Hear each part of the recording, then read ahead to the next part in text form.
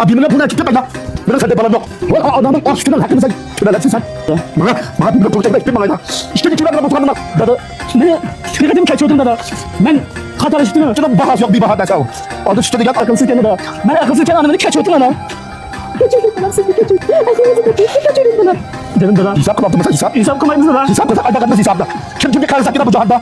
Sulay. At işe kondu işi dada. Ben kaçıyordum dada. Bir dada anam seni gitmeye tamam bak. Kaçsın gibi oldu. Da hakaret tamam. Hesap kapatım. Hesap kapatım bana.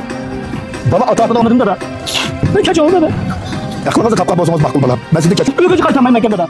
Hatalaşmak kadar ecem yok bana. Hatalıkta çiçek bir kadar etmem. Ama şu hatalıklarda tunulan bozmaz buldu. Bunu diyeceğim adamız hürmet kılıp kaçtı. Şunun var mı şu? Koşmalarla koşuyorlar bir tane yürekte besip buyanlar. Fikirteki bozuk buyanlar. Barlak mı şu? Perzat boğucular ata-ananın adını ben yok arasında. Ata-anana bakkan ercinin ben alıkmadı tunulan bozmaz buldu bana. Ümmadan insan kılıp bana. Ata-ana aldı da balım ben yok arasında. Yatırgan bozmaz bir tane yürekte besip buyan. Devamını erksan yolu etmez. Koşmalarla koşuyorlar devamını kesan oldu.